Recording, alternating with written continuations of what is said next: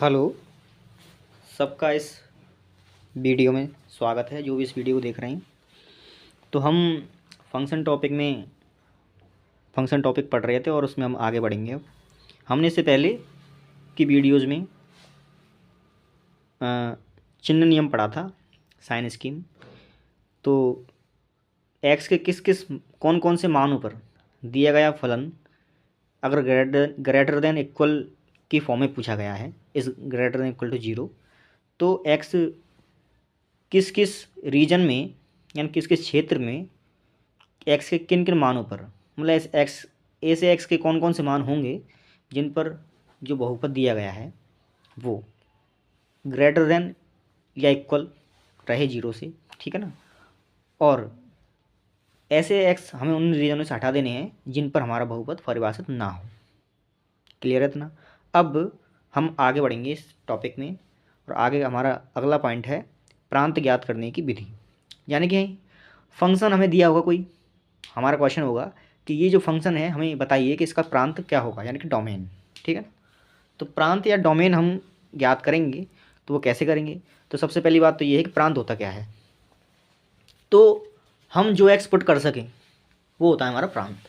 X जो put कर सके वो है हमारा प्रांत। तो एक्स के मानों का संग्रह है, ठीक है ना। एक्स के मानों का संग्रह है, वो होता है हमारा प्रांत, जो कि हम पहली ही वीडियो में, पहली या दूसरी वीडियो में हम डिटेल में इसके बारे में जान चुके हैं, ठीक है ना।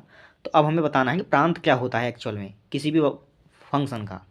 ओके, तो 4 टाइप से हैं प्रांत ज्ञात करने के लिए, चार पॉइंट हैं। हम उन पर एक बार चर्चा कर लेते हैं कि वो क्या क्या पॉइंट हैं। तो पहला आपको दिख रहा होगा कि यदि f x is equal to square root of g x, square root या मतलब 2वां मूल, चौथा मूल, छठवां मूल, 8वां मूल, तो इस ये जो पॉइंट लिखा हुआ है इसका मतलब होता है कि जी एक्स की होल पावर, जी एक्स की होल पावर 1/2n, ठीक है ना। n का मान 1 पुट करेंगे तो ये स्क्वायर रूट हो जाएगा, 2 पुट करेंगे तो चौथा मूल हो जाएगा जी एक्स का, ठीक है ना। अगर हम 3 पुट करेंगे तो छठवां मूल हो जाएगा। इस प्रकार से बढ़ते चले जाएंगे। तो अब ध्यान से सुने, एफ एक्स बराबर ये हमारा फंक्शन दे रखा है, ठीक है ना। हमें बताना है कि इस फलन एफ एक्स का प्रांत क्या होगा, ठीक है ना। तो सिंपल सी बात ये है कि फलन एफ एक्स का प्रांत बताने का मतलब ये है कि एक्स का संग्रह बताना, ठीक है ना। हम एक्स क्या पुट कर सकते हैं, तो सिंपल सी बात है। यहाँ देखें आप एक बार, ये जो बॉक्स के अंदर बंद किया गया है मैंने, square root of g x, ठीक है ना। ये जी एक्स का कौन सा मूल है, एन वा मूल, 2n वा मूल, सॉरी, ठीक है ना। तो जब हमारा जी एक्स यानी कि रूट के अंदर जो फंक्शन जी एक्स हमारा एक्स का दे रखा है, जब हमारा जी एक्स परिभाषित होगा, जी एक्स परिभाषित होगा, तो एक्स के वो मान जिन पर जी एक्स परिभाषित हो, उन एक्स के मानों के संग्रह को या समुच्चय को ही हम क्या कहेंगे, फंक्शन एफ एक्स का प्रांत, ठीक है। तो फंक्शन एफ एक्स का प्रांत क्या हो जाएगा आज से, कि एक्स के वो मान, उन मानों का संग्रह जिन पर, अगर ऐसी फॉर्म दी गई है फंक्शन की, जिन पर हमारा दिया गया फलन जी एक्स परिभाषित हो, ठीक है ना। तो जी एक्स का परिभाषित होना यहाँ पर जरूरी है इस पॉइंट के अकॉर्डिंग। और दूसरी बात मैं ये समझा देता हूँ तुम्हें एक बार, कि जी एक्स का परिभाषित होना किस प्रकार जरूरी रहेगा इसमें। ऐसे रहेगा कि अगर मान लो रूट के अंदर जी एक्स लिखा हुआ है, ठीक है, क्लियर है कि रूट के अंदर क्या लिखा हुआ है, जी एक्स। तो जी एक्स परिभाषित होने का मतलब क्या है कि या तो देखो जी एक्स क्या हो जाए हमारा 0, ठीक है ना, 0 क्या हो जाए, रूट हमारा जी एक्स 0, ठीक है। जी एक्स अगर 0 हो गया यानी जी एक्स की वैल्यू, रूट के अंदर जी एक्स की वैल्यू 0 रखेंगे, तो 0 का रूट क्या होता है, 0, क्लियर है। 0 का रूट तो 0 होता है, ठीक है ना। अगर 0 ना हो, ठीक है ना, 0 ना हो तो क्या होना चाहिए रूट के अंदर, रूट के अंदर जी एक्स का मान क्या होना चाहिए, पॉजिटिव, ठीक है। तो रूट के अंदर जी एक्स का मान क्या होगा, पॉजिटिव, ठीक है ना। तो अब ये जो फंक्शन हमारा दे रखा है कि रूट के अंदर जी एक्स, ठीक है, तो कौन कौन से रूट रहेंगे, 2वां मूल, चौथा मूल, छठवां मूल, 8वां मूल, इस प्रकार से, ठीक है। ये जो विषम वाले रहेंगे जैसे कि क्यूब रूट वगैरह, वो उसको वो वाला पॉइंट अलग से आएगा। ये हमारा केवल और केवल उनके लिए है जिनका मूल जो रहेगा वो 2वां मूल, चौथा मूल या फिर छठवां मूल, इस प्रकार के, ठीक है। ये वो वाला पॉइंट है। तो रूट के अंदर जैसे कि मान लो 2वां मूल का मतलब या वो चौथे मूल का मतलब ये हुआ कि जी एक्स की जो पावर है, मैं हालांकि बता चुका हूँ, इधर फिर से बताता हूँ, जी एक्स की पावर 1/4 ये होता है चौथा मूल, जी एक्स का चौथा मूल, ठीक है। तो अब इस प्रकार के फंक्शन के लिए ध्यान से देखें, रूट के अंदर या तो क्वांटिटी क्या होगी 0, ठीक है ना, जी एक्स क्या होना चाहिए, या तो 0, या फिर जी एक्स जो होना चाहिए वो क्या होना चाहिए रूट के अंदर पॉजिटिव। जैसे ही रूट के अंदर नेगेटिव आ गया, ठीक है ना, रूट के अंदर क्या है नेगेटिव, ऐसे एक्स जिन पर जी एक्स की वैल्यू क्या होती है नेगेटिव, ठीक है ना, तो ऐसे एक्स जिन पर जी एक्स की वैल्यू क्या होती है नेगेटिव, तो नेगेटिव आ गया यानी कि रूट के अंदर क्या आ गया नेगेटिव, और जैसे रूट के अंदर नेगेटिव आ जाए तो ये क्वांटिटी क्या बन जाती है, ये क्वांटिटी बन जाती है एक कॉम्प्लेक्स नंबर बन जाती है कि नहीं, ठीक है ना, और ये कॉम्प्लेक्स नंबर बन जाएगी। हमारी बात चल रही है रियल नंबर के लिए, रियल नंबर सिस्टम में, ठीक है ना, तो रियल नंबर सिस्टम में चल रही है, तो ये तो रियल नंबर सिस्टम से बाहर निकल गया, तो फिर हमारा जी एक्स परिभाषित नहीं होगा। तो हमें वो ऐसे एक्स हटाने हैं जिन पर हमारा जी एक्स, इस केस के लिए ये जो पहला केस है, ये जो पहला केस है, इस केस के लिए जो हमारा जी एक्स दे रखा है, वो जी एक्स अगर जिन एक्स पर उसका मान नेगेटिव हो जाए वो एक्स हमें हटाने हैं, उन एक्स को नहीं लेना है, ठीक है ना। तो ये लिखा है यहाँ पे, देखो ध्यान से, कि जब हमारा जी एक्स जो है जी एक्स एफ एक्स उन सभी एक्स पर परिभाषित होगा, एफ एक्स उन सभी एक्स पर परिभाषित होगा जहाँ जी एक्स परिभाषित हो, तथा जी एक्स की जो वैल्यू है वो क्या होनी चाहिए 0 से बड़ी या 0 के बराबर। क्लियर पहला पॉइंट, ठीक है ना। एग्जाम्पल जब हम देखेंगे तो उसमें भी हम आसानी से बता पाएंगे, ठीक है ना। अब आगे देखें अगला पॉइंट क्या है, तो अगला पॉइंट ये है कि भाई सेकंड पॉइंट है कि हर 0 ना होना चाहिए, यानी कि मान लो कोई फंक्शन ऐसा दे रखा है, मान लो कि एफ एक्स बराबर, देखना 1/g(x) टाइप दे दिया, मान लो 1/g(x), ठीक है, ये 1 है अपॉन में जी एक्स, ठीक है ना। तो अब हमारा फंक्शन जो है क्या हो गया 1/g(x), तो x के ऐसे मान जिन पर जी एक्स 0 हो जाए, ठीक है ना, तो कुछ भी पुट कर देना लेकिन 0 पुट मत कर देना, इस फंक्शन का कहने का मतलब ये है, ठीक है ना, x का मान कुछ भी पुट कर देना लेकिन कभी भी 0 पुट मत कर देना गलती से भी, क्योंकि अगर 0 पुट कर दिया तो हमारा जो फंक्शन ये है, ये फंक्शन हमारा क्या हो जाएगा अपरिभाषित, ठीक है ना। तो परिभाषित होना चाहिए, परिभाषित होने क्या है, होने के लिए कंडीशन क्या है सेकंड वाले में, सेकंड पॉइंट में, कि हमारा जो हर है, हर यानी कि डिनोमिनेटर, डिनोमिनेटर की वैल्यू 0 नहीं होनी चाहिए। जिस एक्स पर डिनोमिनेटर की वैल्यू 0 हो रही है, हर की वैल्यू 0 हो रही है, हमें उन एक्स को क्या करना है प्रांत से छोड़ना है, ठीक है ना, उनको नहीं लेना है। तो एक्स के ऐसे मान जिन पर हमारे दिए गए फंक्शन जी एक्स की वैल्यू 0 आती है, उन्हें छोड़ करके बचे हुए सभी पॉइंट का संग्रह इस प्रकार के फलन के लिए क्या हो जाएगा प्रांत का काम करेगा। क्लियर है, ये पॉइंट क्लियर सेकंड वाला। थर्ड वाला पॉइंट समझने का ट्राई करेंगे हम, तो देखें थर्ड पॉइंट, फर्स्ट पॉइंट तो था 2वां मूल, चौथा मूल, 5वां मूल, 6वां मूल, इस प्रकार के मूलों का। अब थर्ड पॉइंट है तीसरा मूल, विषम वाला, तीसरा मूल, 5वां मूल, 7वां मूल, 9वां मूल, इस प्रकार के, ठीक है ना। तो यानी कि यहाँ पर देखो 2n+1 लिखा हुआ है ना, इसका मतलब क्या हुआ जी एक्स की होल पावर, जी एक्स की होल पावर 1/2n+1, यही बात है, ठीक है ना। इसका मतलब क्या हुआ, मान लो हमने n की वैल्यू 1 पुट की, तो जी एक्स का कौन सा मूल निकल के आएगा तीसरा मूल, यानी कि जी एक्स की क्यूब रूट, ठीक है ना। अगर हमने 2 पुट कर दिया तो 5वां मूल, इसी प्रकार 7वां मूल, इसी प्रकार 9वां मूल, ठीक है, इस प्रकार के मूल रहेंगे। तो इन मूलों की तो हम यहाँ पे बात करने वाले हैं। अब बात ये आती है कि देखो इस प्रकार के मूल में जैसे मान लो जी एक्स हमारा क्या है, एग्जाम्पल के लिए मान लो जी एक्स की पावर कितनी 1/3।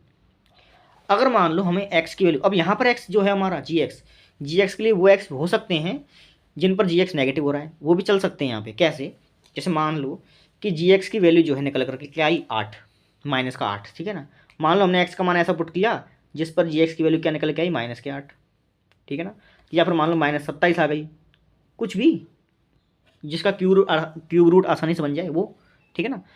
-8 आई या -27 आ गई। तो ध्यान से देखें एक बार आप, मैं ऊपर लिख देता हूँ यहाँ पे, तो क्या बनेगा वैल्यू, यहाँ से क्या वैल्यू बनने वाली है, यहाँ से वैल्यू बनेगी -8 की होल पावर 1/3, ठीक है कि नहीं। इसको सॉल्व करने पर क्या आंसर आएगा हमारा -2 आएगा कि नहीं, आएगा ना, -2 आंसर आ जाएगा। और ये जो -2 है, क्या ये हमारा रियल नंबर है एक, बिल्कुल ये हमारा क्या है एक रियल नंबर है।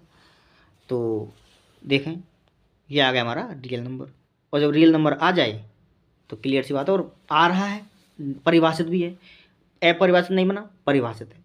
तो फिर हम इस कंडीशन में हमारे ऐसे एक्स भी ले सकते हैं हम जिन पर हमारा जो जी एक्स का मान है वो नेगेटिव आ रहा है, और नेगेटिव आने के साथ साथ कभी भी हमारा फंक्शन अपरिभाषित नहीं हो रहा है, ठीक है ना। तो हम ऐसे एक्स ले सकते हैं इस केस में। लेकिन अगर मान लो फंक्शन ऐसा है कि फंक्शन जो है वो क्यू रूट, 5वां रूट, 7वां रूट ना हो करके 2वां रूट, चौथा रूट, 6वां रूट इस प्रकार के हैं, तब गलती से भी अंदर वाला फंक्शन जी एक्स नेगेटिव नहीं होना चाहिए, एक्स वो एक्स हटाने हैं हमको, ठीक है ना। इसमें नेगेटिव ऐसे एक्स जिन पर नेगेटिव बन रहा है ऐसे एक्स को हम ले सकते हैं, ठीक है। ये बात समझ में आ गई। 27 की बात कर लें हम, -27 जो है, तो -27 की होल पावर क्या है 1/3।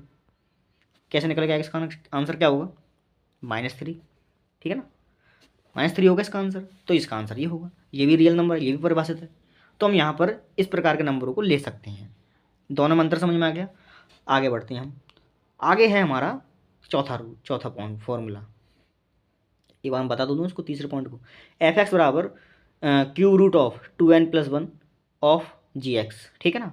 एफ एक्स परिभाषित होगा, यानी कि फंक्शन जो हमारा दे रखा है ये परिभाषित होगा, एफ एक्स परिभाषित होगा यदि जी एक्स परिभाषित हो। तो जी एक्स का परिभाषित होना इंपॉर्टेंट है इस प्रकार के फॉर्म में, ठीक है ना, तभी तो एफ एक्स परिभाषित होगा, ठीक है, क्योंकि एफ एक्स डिपेंड हो रहा है जी एक्स पर।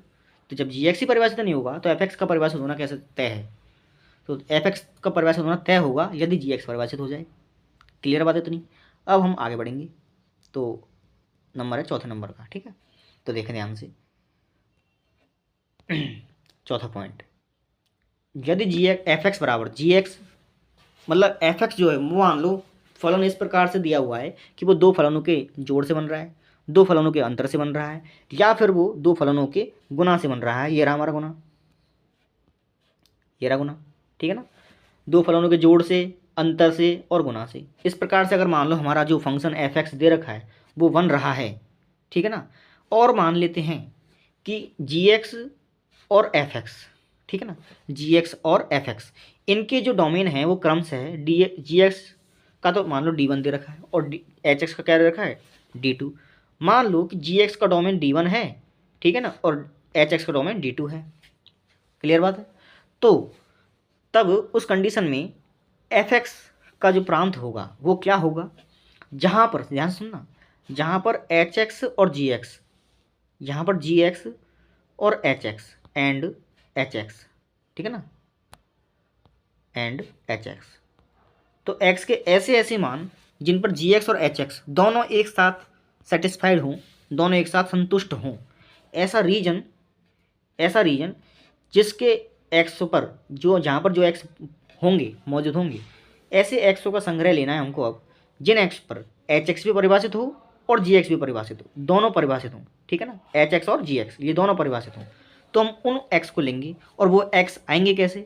तो भाई देखो, जी एक्स का तो क्या दे रखा है हमको डोमेन, जी एक्स का डोमेन हमको दे रखा है एच एक्स, तो जी एक्स का डोमेन तो हमें क्या दे रखा है, सॉरी जी एक्स का डोमेन दे रखा है हमें D1 और एच एक्स का क्या दे रखा है D2, ठीक है ना, दोनों के डोमेन दे रखे। तो दोनों के डोमेन यानी कि मान लो एच एक्स प्लस जी एक्स हुआ, एच एक्स माइनस जी एक्स हुआ, या जी एक्स माइनस एच एक्स, कैसे भी कह लो एक बात ये, तो तथा जी एक्स इंटू एच एक्स हुआ, यानी कि योग, दोनों फलनों का योग, दोनों फलनों का अंतर, दोनों फलनों का गुणन। इस प्रकार से अगर मान लो हमारा फंक्शन दो फलनों के इस प्रकार से इस फॉर्म में दे रखा है, तो फिर एफ एक्स का डोमेन क्या होगा, एफ एक्स का डोमेन वो होगा ऐसे एक्स का संग्रह होगा जिन एक्सों पर जी एक्स और एच एक्स दोनों एक साथ सेटिस्फाइड हों। तो हम देखो दोनों के डोमेन दे रखें, तो दोनों के लिए ऐसे एक्स का संग्रह क्या कहलाएगा, ऐसे एक्स का संग्रह क्या कहलाएगा कि दोनों के डोमेन का इंटरसेक्शन, दोनों के डोमेन का इंटरसेक्शन। तो दोनों के डोमेन के इंटरसेक्शन में जो एक्स आएंगे उन एक्सों पर जी एक्स भी परिभाषित होगा और एच एक्स भी परिभाषित होगा, ठीक है ना। और जब जी एक्स और एच एक्स दोनों ही इस इंटरवल में परिभाषित हो जाएंगी तो हम क्लियर से यहाँ से कह पाएंगे कि हमारा यही डोमेन क्या हो जाएगा, यही रीजन क्या हो जाएगा, उस एफ एक्स दिए गए फलन एफ एक्स का प्रांत। क्लियर है यहाँ से बात। एग्जाम्पल के हिसाब से अगर आप देखना चाहें तो ऐसे देख सकते हैं। एक पॉइंट और रहेगा इसमें, वो भी सुन ले पहले, उसके बाद हम एग्जाम्पल वगैरह देखेंगे। ये पॉइंट ये है कि जब हमारा एफ एक्स जो फलन है वो योग, अंतर और गुना को छोड़ करके भाग वाली फॉर्म में दिया हुआ हो। कैसी फॉर्म में कि भाई हमारा फंक्शन एफ एक्स जो है वो जी एक्स और एफ एक्स के भागफल के रूप में लिखा हुआ है, परिमेय फलन के रूप में लिखा हुआ है, ठीक है ना। तब उस कंडीशन में एफ का डोमेन क्या होगा, एफ का डोमेन वो होगा, यानी कि देखो यहाँ पे भी इंटरसेक्शन तो रहेगा ही, यहाँ पर भी जी एक्स और एच एक्स दोनों ऐसे एक्स का संग्रह है जो जिन एक्सों के लिए हमारे जी एक्स और एच एक्स दोनों एक साथ सेटिस्फाई हों, ठीक है ना, दोनों एक साथ राजी हों या दोनों एक साथ सेटिस्फाइड हों, तो वो तो हो गया हमारा D1 इंटरसेक्शन D2, ठीक है ना। लेकिन सर गलती से भी वो एक्सपर्ट मत कर देना जिन पर नीचे वाला फलन एच एक्स जीरो हो जाए। तो हमें क्या करना होगा, वो एक्स हटाने पड़ेंगे यहाँ से जिन पर हमारा फलन नीचे वाला जो फलन एच एक्स है वो जीरो हो रहा है। तो एक्स के वो मान हटा दो जिन पर नीचे वाला फलन हर में जो फलन लिखा हुआ है एच एक्स वो जीरो बन रहा है, ठीक है ना, उनको हटाना है। उसके अलावा ऐसे एक्स का संग्रह जिन पर दोनों फलन एक साथ सेटिस्फाई हो रहे हैं उनमें से हमें वो एक्स हटाने हैं, एक्स के वो वाले एक्स हटाने हैं जिन पर एच एक्स जीरो बन रहा है, ठीक है ना, तो वो भी हटाने हैं तथा दोनों का इंटरसेक्शन भी लेना है, ठीक है ना। इंटरसेक्शन में अगर ऐसे पॉइंट आ रहे हैं जिन पर एच एक्स जीरो बन रहा है तो इंटरसेक्शन से हमें वो पॉइंट भी हटाने पड़ेंगे। भाई ऐसा हो रहा हो मान लो कि भाई जिस पॉइंट पर इंटरसेक्शन D1 और D2 के इंटरसेक्शन में ऐसे एक्स भी पड़े हैं जिन पर जी एक्स की वैल्यू जीरो होती है और इन पर एच एक्स की वैल्यू भी जीरो होती है, ठीक है ना, तो एच एक्स की वैल्यू जीरो हो रही है वो हटाने। तथा ऐसा भी हो सकता है, केस ये भी बन सकता है कि ऐसे पॉइंट पड़े हुए हैं जिन पर मान लो जी एक्स की वैल्यू तो जीरो नहीं हो रही है लेकिन एच एक्स की वैल्यू जीरो हो रही है, तो हमें भले ही जीरो जी एक्स की वैल्यू जीरो ना हो लेकिन एच एक्स की वैल्यू अगर जीरो हो गई तो अगर जिस नीचे वाले फलन की वैल्यू ही जीरो हो गई एक्स पर तो फलन ही परिभाषित नहीं होगा। तो उस कंडीशन में भी भले ही उन एक्स पर जी एक्स की वैल्यू जीरो ना हो लेकिन एच एक्स की वैल्यू तो जीरो हो रही है ना, नीचे वाला फलन तो जीरो बन रहा है ना, तो पूरा फलन हमारा एफ एक्स जो है वो परिभाषित नहीं हो रहा है ना, तो हमें वो एक्स के वैल्यू हमें हटानी ही पड़ेंगी इंटरसेक्शन से। क्लियर बात हुई, ये बात क्लियर है। यहाँ से आगे बढ़ते हैं हम, तो आगे हम बढ़ेंगे और आगे हम ये देखेंगे, देखो कि एफ एक्स बराबर एक एग्जाम्पल, एक ये भी समझ लो आपको आगे काम आएगा ये बहुत ज़्यादा, कि एफ एक्स बराबर क्या दे रखा हमें, एफ एक्स बराबर दे रखा है ये लॉग वाला फंक्शन, ठीक है।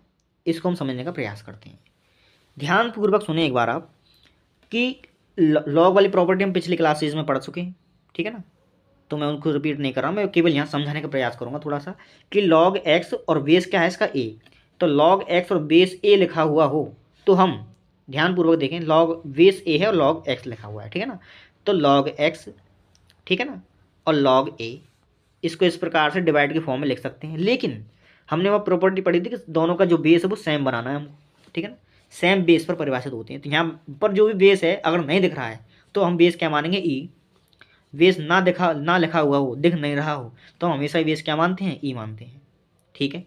इतनी बात क्लियर हुई, तो अब हम आगे बढ़ेंगे। तो ये तो लॉग वाली प्रॉपर्टी मैंने दोबारा से बता दी है यहाँ पे एक बार, तो ये कैसे बन रहा है ये समझ में आ गया। अब ध्यानपूर्वक सुनिए, लॉग की अपनी खासियत क्या है कि लॉग कभी भी नेगेटिव एक्स के लिए, यानी लॉग जिस पर लग रहा है वो नेगेटिव नहीं होना चाहिए, लॉग कभी भी नेगेटिव एक्स के लिए परिभाषित नहीं होता है। लॉग का ग्राफ होता ही कैसा है, ऐसा होता है ना, या तो ऐसा होगा या फिर ऐसा होगा, ये होते हैं लॉग के ग्राफ। तो लॉग कभी भी नेगेटिव दिशा के, नेगेटिव एक्स के लिए परिभाषित नहीं है, इधर ग्राफ ही नहीं है तो एक्स नेगेटिव एक्स के लिए परिभाषित कैसे हो सकता है, ठीक है ना। तो लॉग के अंदर की जो क्वांटिटी होगी वो क्वांटिटी जीरो से बड़ी होनी चाहिए। जीरो पर भी परिभाषित नहीं है लॉग, क्यों नहीं परिभाषित, क्योंकि टच ही नहीं कर रहा वो वाई की वैल्यू, एक्स को टच, देखो सॉरी मैं गलत बोल गया, जीरो हो सकता है इसका मान, जीरो से बड़ा रहेगा, ठीक है ना, जीरो नहीं हो सकता। क्यों, देखो यहाँ पे पॉइंट पे देखो कि ये पॉइंट क्या होता है लॉग के लिए, एक्स की वैल्यू यहाँ क्या होती है 1 और वाई की वैल्यू क्या होती है यहाँ पे 0, ठीक है ना, तो 0 पर परिभाषित नहीं हुआ ये, लॉग 1 की वैल्यू 0 होती है और लॉग 0 की वैल्यू अनंत, लॉग 0 की वैल्यू अनंत। जैसे ही हम वाई की वैल्यू अनंत, देखो एक्स की वैल्यू हम 0 रखने चाहेंगे तो ग्राफ कहाँ जा रहा है, वाई एक्स को अनंत की तरफ अनंत की तरफ बढ़ता चला जा रहा है, ग्राफ बढ़ रहा है ना। हम जैसे जैसे हम एक्स के नज़दीक आते जा रहे हैं, मतलब मूल बिंदु के नज़दीक आते जा रहे हैं, जैसे हम मूल बिंदु नज़दीक आते जा रहे हैं वैसे वैसे हमारा ग्राफ वाई एक्स की तरफ बढ़ता चला जा रहा है, लेकिन कभी भी वाई एक्स को टच नहीं कर रहा है। कहाँ टच करेगा, अनंत पर। तो लॉग जैसे ही 0 पुट करेंगे हम, जैसे ही हमारा फंक्शन के अंदर लॉग की वैल्यू 0 आएगी तो हमारा ग्राफ वाई को अनंत पर टच करेगा। कहाँ करेगा, अनंत पर। इसीलिए हम बोलते हैं कि लॉग 0 की वैल्यू क्या होती है, नॉट अपरिभाषित या अनंत। क्लियर है, ये पॉइंट क्लियर हुआ। तो इसलिए यहाँ पर क्या लिखा हुआ है कि लॉग के अंदर की जो क्वांटिटी होती है वो हमेशा क्या होती है, पॉजिटिव, ठीक है ना। लॉग जिस पर लगा हुआ वो पॉजिटिव, तो यहाँ पर तो एक्स पर लगा हुआ इसलिए एक्स पॉजिटिव, और नीचे किस पर लगा हुआ ए पर, तो इसलिए ए पॉजिटिव होना चाहिए। और क्योंकि log 1 की वैल्यू क्या होती है 0, log 1 की वैल्यू क्या होती है, log 1 बराबर 0, इसलिए नीचे वाला जो फंक्शन है, नीचे वाला जो log a है, उस log a में a की वैल्यू 0 नहीं होनी चाहिए, क्योंकि अगर a की वैल्यू 0 हो गई तो नीचे बन जाएगा इन्फिनिटी, सॉरी नीचे जीरो बन जाएगा, और जीरो बना तो फंक्शन हमारा परिभाषित नहीं हो पाएगा। इसलिए नीचे वाले के लिए नीचे वाला जिस पर लगा हुआ है ए पर, वो ए पॉजिटिव होना चाहिए, उसका मान ए भी नहीं होना चाहिए, सॉरी 1 भी नहीं होना चाहिए। ठीक है, इतनी बात क्लियर हुई। तो ये फंक्शन इस प्रकार से परिभाषित है, तो इन कंडीशनों के साथ ये परिभाषित रहेगा। बात क्लियर है। अब हम आगे बढ़ेंगे इस पॉइंट के आगे। अब हम कुछ क्वेश्चंस देखेंगे, एग्जांपल देखेंगे कि भाई कैसे हम किसी फंक्शन का डोमेन फाइंड आउट करते हैं। ठीक है, आगे बढ़ते हैं। तो ये पहला क्वेश्चन आपके सामने पेश है, एफ एक्स बराबर 1/√ऑफ mod x माइनस का एक्स। अभी हम पढ़ के आए हैं कि भाई हमारा फंक्शन जो है वो परिभाषित होगा यदि जी एक्स परिभाषित हो, रूट के अंदर जी एक्स लिखा हुआ है ना, यहाँ पे दिख रहा है तुमको। तो एफ एक्स के परिभाषित होने के लिए जी एक्स का परिभाषित होना जरूरी है। अगर जी एक्स ही परिभाषित नहीं हुआ तो एफ एक्स परिभाषित होकर कर भी क्या लेगा, कुछ नहीं कर पाएगा। ठीक है ना, तो एफ एक्स के परिभाषित होने के लिए पहली कंडीशन तो यही है कि जी एक्स परिभाषित हो, अंदर रूट के अंदर जो लिखा हुआ है वो पहले परिभाषित हो। ठीक है ना, तो पहली लाइन क्या लिखी हुई है कि for f x to be defined, f x के परिभाषित होने के लिए रूट के अंदर की क्वांटिटी जो लिखी हुई है वो जीरो से बड़ी या बराबर होनी चाहिए। ये लिखा था ना हमने कि जी एक्स जो है हमारा वो क्या होना चाहिए, जीरो से बड़ा या बराबर। लेकिन क्योंकि रूट जो है जी एक्स यहाँ पर जो है रूट के अंदर तो है लेकिन नीचे है, तो अब जी एक्स नीचे है तो हमारा भाई साहब ये जी एक्स की वैल्यू जीरो भी नहीं होनी चाहिए। ठीक है ना, क्योंकि अगर जीरो हो गई तब भी परिभाषित नहीं है, तो अब हमारी एक्स की वैल्यू जीरो भी नहीं, जी एक्स की वैल्यू जीरो भी नहीं हो सकती। ठीक है ना, तो इसलिए यहाँ पर लिखा है कि जी एक्स बराबर क्या है हमारा mod x माइनस का एक्स, ये जी एक्स है।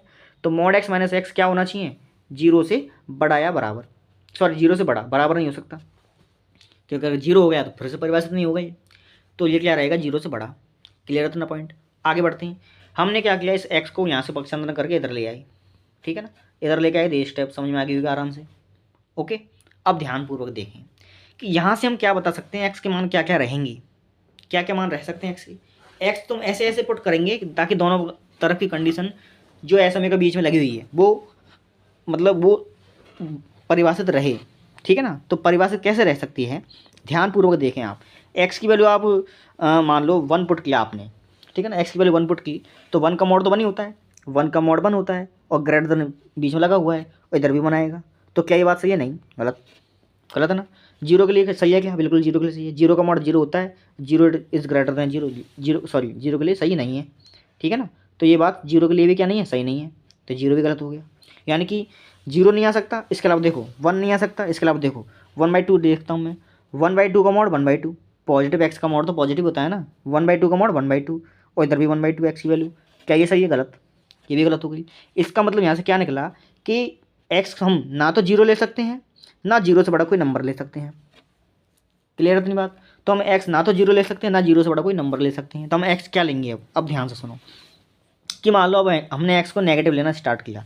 जैसे मान लो मैंने एक्स की वैल्यू माइनस के 1/2 पुट ली, 1/2 ली है ना, तो अगर मैं एक्स की वैल्यू माइनस 1/2 लेता हूँ तो ध्यान से देखें और एक बार इस वाली फॉर्म में देखें, mod x is greater than x. यहाँ पर जैसे ही मैंने एक्स की वैल्यू माइनस के 1/2 ली तो मॉड वाली क्वांटिटी तो उसको क्या बना दी, पॉजिटिव। ठीक है ना, इज़ ग्रेटर देन, इधर क्या है माइनस का 1/2। क्या ये बात सही है, बिल्कुल सही है, सही है ना। मैंने मान लो माइनस का 1 लिया तो -1 का मॉड 1 प्लस का 1 इज़ ग्रेटर देन -1, सही है कि नहीं, ये सही।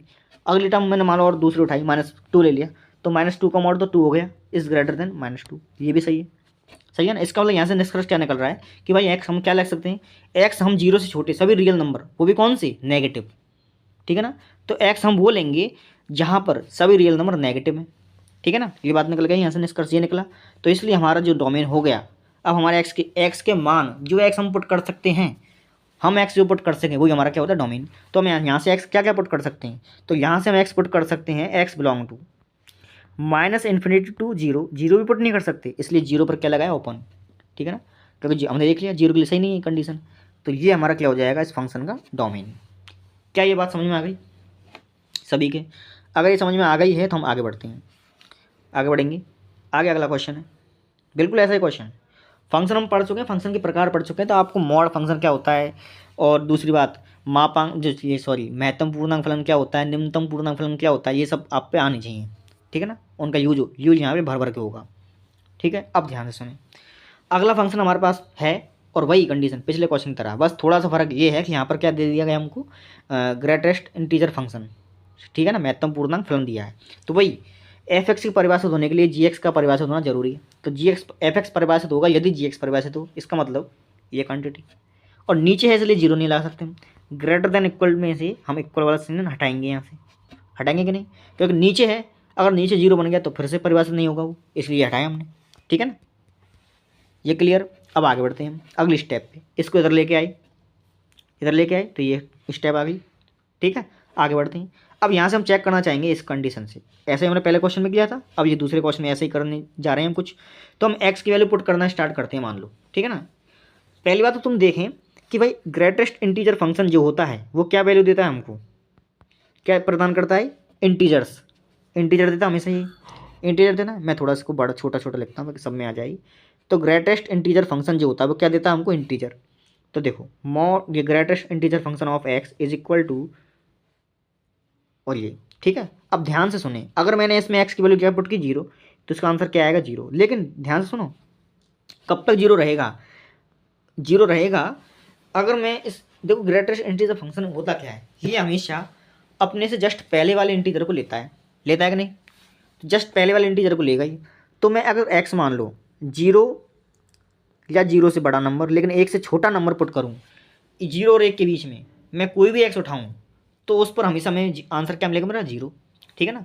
अगर मैं मान लो वन से बड़ा लूँ, वन या वन से बड़ा, ठीक है ना, एक्स में पुट करूँ और कहाँ तक, दो से छोटे तक पुट करूँ, दो है ही इधर, दो से छोटा नंबर पुट करता जाऊँ, तो आंसर हमेशा क्या मिलेगा मुझको, वन मिलेगा कि नहीं, वन ही मिलेगा। ठीक है ना। तो यानी कि ये तो हमें क्या देगा, ग्रेटेस्ट इंटीजर तो हमें हमेशा ही एक अंतराल में, ठीक है ना, एक अंतराल में हमें क्या देगा, जस्ट पहले वाला इंटीजर, यानी कि इसके मान तो हमें क्या मिलते चले जाएंगे, इंटीजर इंटीजर। ठीक है ना, क्लियर सी बात है। हम एक्स क्या पुट कर सकते हैं, वैसे तो रियल नंबर, लेकिन हम पुट क्या कर, इस इंटीजर का हम क्या क्या निकालना चाहेंगे, ये जो ग्रेटेस्ट इंटीजर फंक्शन, इससे क्या मिल रहा है हमको, पूर्णांक, पूर्णांक मान मिल रही है। ठीक है ना। तो ध्यानपूर्वक यहाँ पे देखें आप एक बार, इस इनइक्वलिटी में आप क्या बता सकते हैं कि रियल नंबर में से हम, देखो एक्स तो क्या है, रियल नंबर, यहाँ पुट कर करके देखते जाएं एक बार। मैं यहाँ पे दो नंबर लेता हूँ, रियल नंबर में से मैं दो पॉइंट पुट करता हूँ, ध्यान से देखना एक बार आप। मैंने मान लो माइनस का 5 लिया, ठीक है, क्या लिया मैंने, माइनस का 5। ओके, तो अब देखें, मैंने माइनस का 5 लिया तो एक्स का मान तो -5 लिख दिया इधर, ठीक है, ग्रेटर देन। ध्यानपूर्वक सुनना, अब ग्रेटेस्ट इंटीजर फंक्शन जो है वो -5 की, उसका क्या होगा, ग्रेटेस्ट इंटीजर फंक्शन -5 का -5 ही होगा। सही है बात, गलत हो गई ये बात, तो गलत हो गई ना। ठीक है, आगे बढ़ते हैं हम, आगे बढ़ते हैं, ध्यानपूर्वक सुनते थे ना आप एक एक चीज़। मैंने मान लो 5 ले लिया, तो 5 का ग्रेटेस्ट इंटीजर फंक्शन क्या होगा, 5 ही होगा। ठीक है ना, और इधर क्या होगा, ये भी 5 हो जाएगा। भाई एक्स, इधर तो एक्स की वैल्यू है, इधर क्या है, एक्स के ग्रेटेस्ट इंटीजर फंक्शन की वैल्यू है। ठीक है ना, इधर क्या है, एक्स के ग्रेटेस्ट इंटीजर फंक्शन की वैल्यू है। ठीक है ना। तो अब आगे बढ़े हम, तो अगर आगे देखो, मैंने क्या लेते जा रहा हूँ, मैं एक्स की वैल्यू इंटीजर उठाते जा रहा हूँ। ठीक है ना, इंटीजर उठाते जा रहा हूँ, तो हमेशा प्रत्येक इंटीजर के लिए मेरी जो ये इनइक्वलिटी वो क्या होती जा रही, गलत, गलत होती जा रही है ना। अब मैं ये पुट कर ना करके मैं कुछ और पुट करता हूँ, कुछ और क्या, इंटीजर को छोड़कर कुछ और पुट करता हूँ। मान लो मैंने 1/2 पुट किया, मतलब 1/2 क्या, कुछ भी ले लो, जैसे मान लो मैंने 0.1 पुट किया। ठीक है ना, 0.1 पुट किया, तो 0.1, ध्यान से देखना, एक्स की वैल्यू 0.1 इज ग्रेटर देन। अब 0.1 का ग्रेटेस्ट इंटीजर फंक्शन क्या होता है, क्या होता है, 0। क्या ये सही है, सही है। हमने एक्स, ये हम एक्स पुट कर रहे हैं यहाँ से देखना। ठीक है ना, ये पुट किया, मान लो मैंने माइनस का 0.1 पुट किया, एक्स की वैल्यू माइनस का 0.1 पुट की, तो इसकी वैल्यू क्या निकल के आएगी, और ये एक्स पुट कर रहे हैं हम, तो ग्रेटेस्ट इंटीजर्स का मान क्या दे देगा हमको, जस्ट पहले वाला नंबर, और जस्ट पहले वाला नंबर क्या है, -1। सही बात। तो भाई माइनस का 0.1 -1 से बड़ा होता है, सही बात है, ये भी सही है। ठीक है ना, यहाँ से तात्पर्य क्या निकल के आया, हम एक्स पूर्णांक ना पुट करके हम कोई भी और नंबर पुट कर सकते हैं। बात समझ में आ गई, क्योंकि पूर्णांकों के लिए हम चेक कर चुके हैं कि ये इनइक्वलिटी हमें क्या बता रही है, गलत सिद्ध हो रही है पूर्णांकों के लिए। उसके अलावा पूर्णांकों को छोड़कर तुम कुछ भी रियल नंबर पुट करो, सबके लिए ये बात क्या है, सही है। ठीक है ना, ये बात सभी नंबर के लिए सही है, लेकिन पूर्णांकों के लिए सही नहीं है। इसलिए हम एक्स तो पुट करेंगे, लेकिन क्या पुट नहीं करेंगे, पूर्णांक। तो सभी रियल नंबर में से हम वो सभी पूर्णांकों को हटा दें, तो ये इनइक्वलिटी परिभाषित रहेगी कि नहीं, रहेगी ना।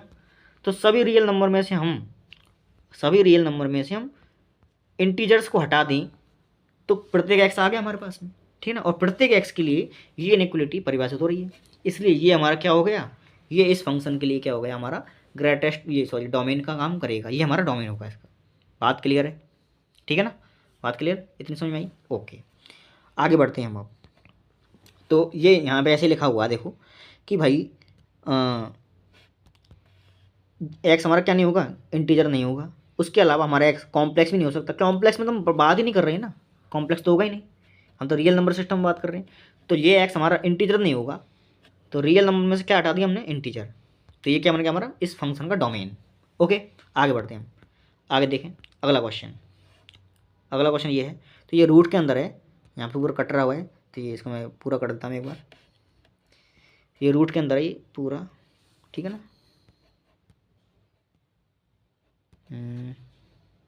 ये ठीक है, रूट के अंदर है ये क्वांटिटी। अब आगे देखते हैं हम क्वेश्चन में। तो रूट के अंदर क्या है, जी एक्स, क्लियर, द्विघात बहुपद दे रखा जी एक्स। ओके, अब ध्यानपूर्वक सुने, एफ एक्स के परिभाषित होने के लिए क्या जरूरी है, जी एक्स का परिभाषित होना। तो जी एक्स परिभाषित होना चाहिए, इसका मतलब क्या, g x is greater than equal to zero, क्योंकि मॉड के अंदर है। तो मॉड के अंदर वाली क्वांटिटी जीरो या जीरो से बड़ी होनी चाहिए, नेगेटिव नहीं हो सकती। पहला पॉइंट क्लियर है यहाँ से। ओके, आगे देखते हैं। माइनस कॉमन लिया, इधर के पद में से माइनस कॉमन लिया, ठीक है ना, एक्स स्क्वायर को गुना पॉजिटिव बनाने के लिए, ठीक है, माइनस कॉमन लिया। ओके, अब क्या किया, माइनस से हमने क्या कर दिया, डिवाइड कर दिया। ओके, यहाँ वाली स्टेप में डिवाइड किया, इससे पहले वाली स्टेप में हमने क्या किया, यहाँ पे इसको हमने इसके फैक्टर कर लिया, फैक्टर रूप में इस प्रकार से लिख लिया इस वाले स्टेप में, ठीक है। तो एक्स माइनस 4 का होल स्क्वायर क्या होता है, ये पूरा पद जो ब्रैकेट के अंदर लिखा हुआ है इस स्टेप में, ठीक है। बात क्लियर है यहाँ तक की? अब आगे देखें, तो इतना समझ में आ गया। अगले स्टेप में क्या किया, इस माइनस को हटाने के लिए हमने क्या किया, माइनस से डिवाइड कर दिया। जैसे ही माइनस से डिवाइड करते हैं, ध्यानपूर्वक सुनना, जैसे मान लो 1 जो होता है वो छोटा होता है 2 से, सही बात है कि नहीं। अब मैं मान लो -1 से गुना कर देता हूँ, जैसे मान लो ये माइनस का वन क्या होता है, 2 से छोटा होता है, सही बात है कि नहीं। अगर मैं मान लो माइनस से डिवाइड कर देता हूँ, भाग लगा देता हूँ, तो इधर भाग लगाऊँ तो माइनस का प्लस का हो जाएगा, तो ठीक है ना। ये क्या हो जाएगा, 2 माइनस का हो जाएगा माइनस का 2। अब बताओ कौन बड़ा है, 1 बड़ा है कि 2, 1 बड़ा है या -2 बड़ा है। तो भाई साहब यहाँ पर 1 बड़ा है, -2 बड़ा नहीं है। इसका मतलब ये क्वांटिटी चेंज हो गई कि नहीं, ठीक है ना। जैसे ही हम माइनस से गुना करते हैं या माइनस से डिवाइड लगाते हैं, तो उस कंडीशन में हमारा ये इनइक्वलिटी चेंज हो जाती है। ओके, इतनी बात क्लियर हुई? तो इतनी समझ में आ गया आपको कि भाई चिन्ह ये लेस देन ग्रेटर देन कब चेंज होता है और कब ये चिन्ह चेंज होते हैं, देख लिए इतने समझ में आ गया ना इतना। अब देखो आगे, तो हम कहाँ पहुँच गए थे, यहाँ पे पहुँच गए थे, ठीक है ना। तो यहाँ पे हमने क्या किया, माइनस से डिवाइड कर दिया या गुना कर दिया, बात एक ही है। तो ये जो ग्रेटर देन है ये किस में बदल गया, लेस देन इक्वल में। ओके, बराबर तो बराबर ही रहता है, लेस देन ग्रेटर देन था वो लेस देन बन गया, ठीक है ना। अब ध्यानपूर्वक सुनिए, तो यहाँ से हमें एक्स की वैल्यू पुट करनी है। अब हम एक्स की वैल्यू पुट कर सकते हैं, लेकिन ये इनइक्वलिटी फेल नहीं होनी चाहिए, हमें वो एक्स की वैल्यू पुट करनी है, ठीक है। तो हम क्या क्या मान पुट कर सकते हैं यहाँ से, एक्स के क्या क्या मान पुट कर सकते हैं, ध्यानपूर्वक सुन लें आप। तो हम वो मान पुट कर सकते हैं, जैसे तो देखो नंबर हमने क्या देखा था, चिन्ह नियम सीखा था ना, ये है। इस ब्रैकेट से ये जो फैक्टर हैं बहुपद की, यहाँ से हमें एक्स की वैल्यू क्या मिल रही है, 4 मिल रही है कि नहीं, क्या मिल रही है एक्स की वैल्यू 4। ये हमने 4 इस नंबर लाइन पर प्लॉट कर दी ना। अब इस बहुपद की पावर कितनी है, 2, ठीक है, 2 पावर है। हम ये चेक करना चाह रहे हैं, हमें एक्स के वो मान देखने हैं जिन पर ये जो दिया गया बहुपद हमारा, बहुपद का जो फैक्टर है वो 0 से छोटा रहे, 0 या 0 से छोटा। तो ध्यान से देखें, 4 पर तो क्या रहता है, 0, जैसे 4 पर क्या 0, ठीक है ना। 4 से पहले देखते हैं हम, 4 से पहले मानो मैंने 3 रखा, तो 3 पर नेगेटिव, लेकिन स्क्वायर के कारण पॉजिटिव हो जाएगा ना, इधर पॉजिटिव बन जाएगा, नेगेटिव तो बन ही नहीं रहा, इधर नहीं बन रहा ना पॉजिटिव। तो इससे पहले तो पॉजिटिव, 4 के पहले देखो 5 पुट किया, तो 5 - 4 यानी कि 1 का स्क्वायर 1, वो भी पॉजिटिव, तो उसके लिए भी पॉजिटिव, इधर भी चिन्ह पॉजिटिव आ रहा है। और हम पहले ही देख चुके हैं कि जो पॉइंट हमने लिया है नंबर लाइन पर, वो पॉइंट जिस फैक्टर से लिया है उस फैक्टर की पावर क्या है, सम। अगर उस फैक्टर की पावर सम हो तो इससे इधर से इधर जाएँ हम या इधर से इधर जाएँ, चिन्ह क्या होता है, नो चेंज, चिन्ह चेंज नहीं होता है, सही बात है नहीं। ओके, तो हमें क्या बताना है, हमें वो एक्स बताना है जिस पर ये जो फैक्टर बन रहा है, ये जो बहुपद बन रहा है वो 0 रहे या 0 से छोटा रहे। तो 4 पर क्या हो रहा है, 0, 4 पर क्या हो रहा है, 0। लेकिन हमें इसके 4 के ना तो इधर और ना इधर, ऐसे कोई एक्स नहीं मिल रहा जिस एक्स पर ये फैक्टर हमारा क्या हो जाए, नेगेटिव हो जाए, नहीं मिल रहा ना। तो केवल हमारे प्रांत में कौन सा पॉइंट रहेगा, केवल ये 4 रह गया हमारे प्रांत में, जिस पर हमारा दिया गया फंक्शन क्या बन रहा है, 0, नेगेटिव नहीं हो सकता, 0 बन रहा है।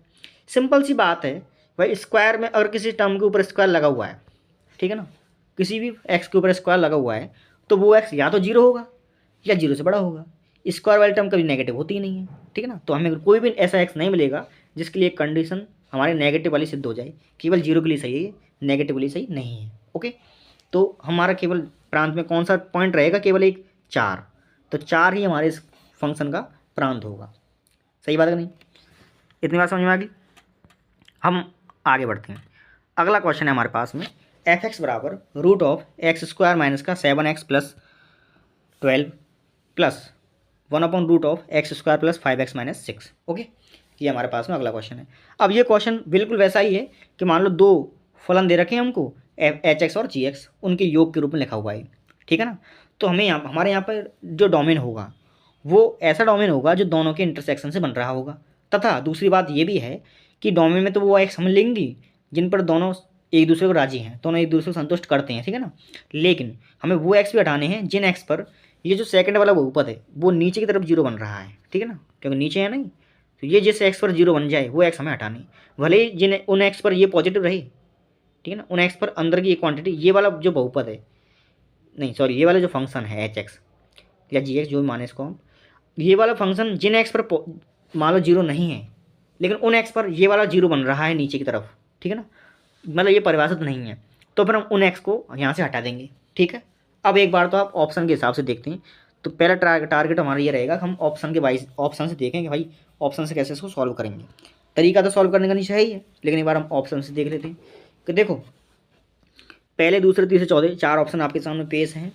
अब ध्यानपूर्वक सुने हम कि ध्यान से देखें, सेकंड ऑप्शन में क्या है, -6 को इंक्लूड किया गया है, ठीक है ना। सेकंड ऑप्शन में -6 को क्या किया गया, इंक्लूड, और किसी भी ऑप्शन में -6 को इंक्लूड नहीं किया गया है। देख लो ध्यान से, नहीं किया गया है ना। इसका मतलब प्रांत में -6 होना चाहिए, इसका कहने का मतलब ये। तो हम -6 पुट करके देखते हैं, ठीक है ना, -6 पुट करके देखते हैं। तो -6 का स्क्वायर 36, ठीक है ना, -6 का स्क्वायर 36, यहाँ पे करेंगे -6 तो ये प्लस का हो जाएगा, ओके, प्लस हो जाएगा, और ये क्या है प्लस, ठीक है, ये परिभाषित, पहला परिभाषित -6 के लिए, ठीक है। दूसरा देखते हैं, दूसरा वाला ये रहा। तो दूसरा वाला देखो भाई, -6 का स्क्वायर क्या हो 36, सही बात है, और यहाँ क्या हो जाएगा -6 का स्क्वायर, -6 यहाँ गुना करेंगे हम तो 30 माइनस का, ठीक है ना, -30, ठीक है, और ये क्या है -6, ठीक है। तो ये तो सॉल्व करने पर क्या बन गया 0। इस -6 पर तो ये 0, ये परिभाषित नहीं है, परिभाषित नहीं है नहीं। तो भाई तूने इस माइनस को 6 को कैसे काउंट कर लिया, नहीं कर सकते, इसने कैसे कर लिया, तो ये गलत हो गया हमारा, सही बात है नहीं। तो इस पॉइंट ने तो इस सेकंड ऑप्शन को डिस्कार्ड कर दिया, ख़त्म कर दिया यहाँ से, ये तो नहीं हो सकता आंसर, सही बात है नहीं। आगे देखते हैं हम। अब देखो इनमें देखें एक बार आप कि भाई इसने और इसने 3 को ले रखा है, ठीक है ना, 3 को ले रखा है इनने। एक बार ये देख लें, इसने और इसने, इन तीनों ने तो क्या ले रखा, 3 को ले रखा है, इसने 3 को नहीं लिया हुआ है, ठीक है ना, इसने 3 को काउंट नहीं किया गया है। तो हम देख लेते हैं एक बार 3 पर क्या वैल्यू निकल के आती है, 3 पर वैल्यू चेक कर लो। तो 3 का स्क्वायर देखो ध्यान से, इन तीनों ने तो क्या ले रखा, 3 को ले रखा है, ठीक है ना, इन तीनों ने तो 3 को ले हुआ है।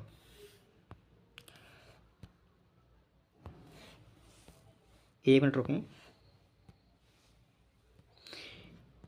तो इन तीनों ने तो 3 को काउंट किया हुआ अपने अंदर, ये देखो क्लोज ब्रैकेट लग रहा है ना, और इसने 3 को काउंट नहीं किया है, इस पर ओपन है। तो हम 3 पुट करके देखते हैं एक बार पहले। 3 का स्क्वायर इसमें पुट कर रहे हैं, 3 का स्क्वायर 9 माइनस 7 × 21, ठीक है ना, 21, ठीक है, और ये जो 12 है, यहाँ 12 कितना हो रहा है, कितना बन रहा है, 0 बन रहा है ना, यानी कि ये तो परिभाषित हो गया, इसकी वैल्यू 0 हो जाए कोई दिक्कत नहीं है क्योंकि ऊपर ये तो। इस पर देखते हैं हम क्या मान आता है। 3 का स्क्वायर 9, 3 × 5 = 15, ठीक है ना, प्लस का 15 माइनस का 6, कितना बन रहा है, कितना बन रहा है, तो ये नेगेटिव नहीं है पॉजिटिव है, ठीक है ना, बात समझ में आई। तो ये भी परिभाषित है 3 पर और ये भी परिभाषित है 3 पर, कोई दिक्कत नहीं है, ठीक है ना। तो भाई कहने का मतलब ये है कि चौथे ऑप्शन तूने 3 को कैसे छोड़ दिया, 3 तो प्रांत में होना चाहिए, ठीक है ना, इसका मतलब ये 3 तो प्रांत में होना चाहिए। सेकंड हम पहले देख चुके, ये नहीं है, क्लियर, दोनों पॉइंट क्लियर हुई। थर्ड ऑप्शन, अब 2 ऑप्शन बचे हमारे पास, दोनों में से कौन सा सही होगा वो भी चेक कर लेते हैं हम। तो दोनों में देख लें हम, ध्यान से देखो, इसने 4 को काउंट किया हुआ है, ठीक है ना, फर्स्ट ऑप्शन ने, और इसने 4 को काउंट नहीं किया हुआ है, इसने अपने चार को अपने अंदर नहीं लिया हुआ है, ठीक है ना। तो हम 4 पर जाएंगे। अब हम 4 को देखते हैं एक बार कि भाई 4 इसको सेटिस्फाई कर रहा है कि नहीं। 4 का स्क्वायर 16, ठीक है ना, और 7 चौको 28, ओके, प्लस का 12, कितना हो रहा है, 0 हो रहा है कि नहीं, यानी कि ये तो सही है, ये परिभाषित है 4 पर। इसको देख लेते हैं सेकंड वाले को। 4 का स्क्वायर 16, 5 चौको 20, माइनस 6, ठीक है, ये भी क्या है, परिभाषित है कि नहीं भाई। पॉजिटिव में से 6 घटेगा तो पॉजिटिव, तो ये भी परिभाषित है। दोनों परिभाषित है 4 पर, दोनों परिभाषित है 4 पर, मतलब 4 होना चाहिए प्रांत के अंदर।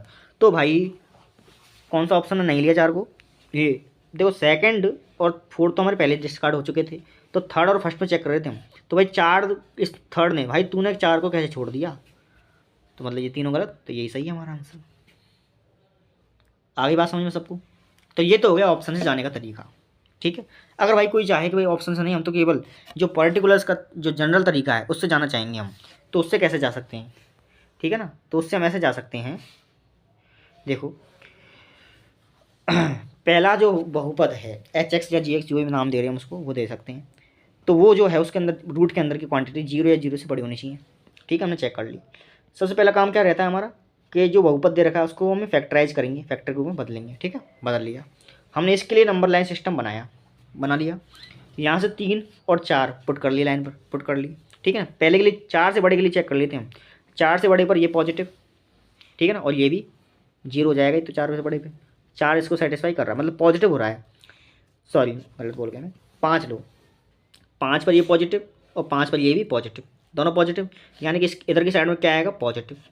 अब इन दोनों की पावर क्या है, 1 1, सिंगल सिंगल पावर है, विषम पावर है। तो आंख बंद करके पॉजिटिव और नेगेटिव फिर पॉजिटिव लगा देंगे, ठीक है ना।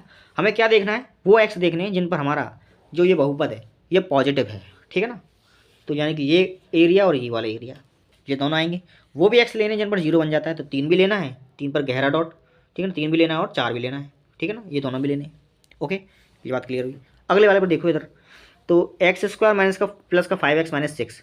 अब क्योंकि ये जो बहुपद है ये 1 के नीचे था, 1 के नीचे था ही, इसलिए 0 नहीं ले सकते, 0 से बड़ा होना चाहिए। ओके, तो हमने क्या किया, इसको फैक्टराइज किया, पहले तो फैक्टराइज कर लिया। फैक्टराइज करने के बाद हमने नंबर लाइन बनाई, उस पर यहाँ से एक्स की वैल्यू का निकल के आएगी -6, क्योंकि -6 रखते ही 0 बन रहा है, ठीक है ना। तो -6 ये ले लिया, और ये एक्स बराबर 1 पर 0 है, तो ये भी ले लिया, ठीक है ना। अब हमने क्या किया, एक से बड़ा नंबर पुट किया, 2 पर ये पॉजिटिव, ठीक है ना, और 2 पर ये भी पॉजिटिव। ओके, तो इधर तो पॉजिटिव आ गया। उसके बाद दोनों की पावर कैसी है, 1 1, यानी कि विषम, पॉजिटिव बाद नेगेटिव फिर पॉजिटिव। ओके, बार बार चेक नहीं करना भाई, इसके लिए चेक करके इसके लिए ये पुट करके देख लो, उसके लिए अगर पावर विषम है तो सिंपल से ही चिन्ह को एकदम चेंज करते हुए चलना है एकांतर क्रम में, ठीक है ना। अब हम आगे बढ़ते हैं, इतनी बात समझ में आ गई। आगे देखो, आगे बढ़ें तो यहाँ पहुँच गए थे हम। इसके बाद है मेन काम, इसके बाद हमें मेन काम चालू करना है, स्टार्ट करना है। तो हमने क्या किया, डोमेन निकालने के लिए हमने नंबर लाइन बनाई, ठीक है ना। जो नंबर लाइन हमें चाहिए, जो डोमेन हमें चाहिए, हमने उसके लिए नंबर लाइन ये बना ली, ठीक है ना। हमने क्या किया, पॉइंट पुट किए, उस पर पॉइंट पुट किए, दोनों के पॉइंट पुट किए, क्योंकि देखो HX प्लस GX से हमारा FX बन रहा है ना, तो इनके इंटरसेक्शन, इन दोनों के डोमेन का जो इंटरसेक्शन पार्ट होगा, ठीक है ना, वो हमारा आंसर होगा। ओके, इंटरसेक्शन वाला क्या होगा पार्ट, वो हमारा आंसर होगा। यानी दोनों किस इंटरवल में दोनों एक साथ राजी हैं, दोनों एक साथ संतुष्ट करते हैं, तो हमें वो एक्स का संग्रह चाहिए जो एक्स इन दोनों को ही एक साथ सेटिस्फाई कर दें, ठीक है ना। तथा हमें वो एक्स भी हटानी है उस इंटरवल में से जिन पर द्वितीय जो सेकंड वाला जो बहुपद है, सॉरी सेकंड वाला जो फंक्शन है, अगर हम HX प्लस GX माने तो सेकंड वाला GX है, तो जो GX वाला फंक्शन है वो उन एक्स पर 0 नहीं होना चाहिए। अगर उन पर 0 हो गया तो सेकंड वाला परिभाषित नहीं हो पाएगा, तो वो एक्स हमें हटाने हैं। ओके, तो ध्यान से देखें, तो हमने ये नंबर लाइन बना ली, इस पर पॉइंट डाल दिए, 3 4 माइनस का 6 और 1, तो -6 फिर 1 फिर 3 फिर 4। ओके, ये लिख दिए इस पर, ठीक है, ये तो लिख दिए, बता दी मैंने, है ना। अब ध्यान से देखो, ये क्या कह रहा है हमारा, ये वाला जो हमने नंबर लाइन ली, क्या कह रही है कि 3 से छोटे छोटे सभी, ठीक है ना। तो 3 से छोटे छोटे लेकिन माइनस अनंत तक, ठीक है ना। तो माइनस अनंत से लेकर के 3 तक तो कोई दिक्कत नहीं है, ठीक है ना, ये तो ऐसे बोल रहा है। तो हमने क्या किया, माइनस अनंत से और 3 तक ये मांग रहा है मान पूरे पूरे, ठीक है। अगला बोल रहा है और आगे क्या बोल रहा है, 4 से आगे आगे, 4 से बड़े, तो 4 से लेकर के बड़े तक। 4 और 3 यहाँ पे काउंट थे ना, यहाँ 3 भी काउंट था, 4 भी काउंट था, तो उन पर हमने गहरे डॉट कर दिए, ठीक है। बात समझ में आ गई। अब अगली बात, अब अगली बात सुने, इस वाले के नंबर, इसका नंबर है, इस पर देखें, यहाँ पे प्लस प्लस कहाँ बन रहे हैं, यहाँ पे प्लस और यहाँ पे प्लस, ठीक है ना। ध्यान से सुने, -6 से पहले पहले, -6 से पहले पहले -6 यहाँ पे ओपन रहेगा, क्यों, क्योंकि -6 और 1 पर क्या बन रहा था, वो 0, तो यहाँ पर -6 और 1 ये काउंट नहीं होंगे।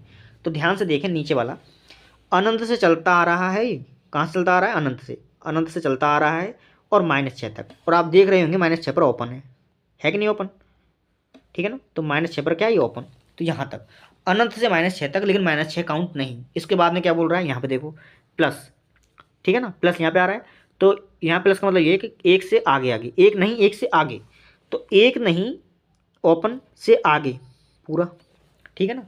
अब ध्यानपूर्वक सुनिए, हमारा ये जो इंटरवल है, ये दोनों इंटरवल एक दूसरे को किस जगह पर सेटिस्फाई कर रहे हैं, तो एक तो यहाँ पे, ठीक है ना, यहाँ पे दोनों को एक बार सेटिस्फाई कर रहे हैं। इस एरिया में ये वाला नहीं है राजी, ये वाला राजी, लेकिन ये वाला नहीं है, तो इसको हम छोड़ेंगे, इसको छोड़ देंगे। इस एरिया में ऊपर वाला राजी नहीं है, लेकिन नीचे वाला राजी है, तो ऊपर वाला राजी नहीं, तो इसको भी छोड़ेंगे हम।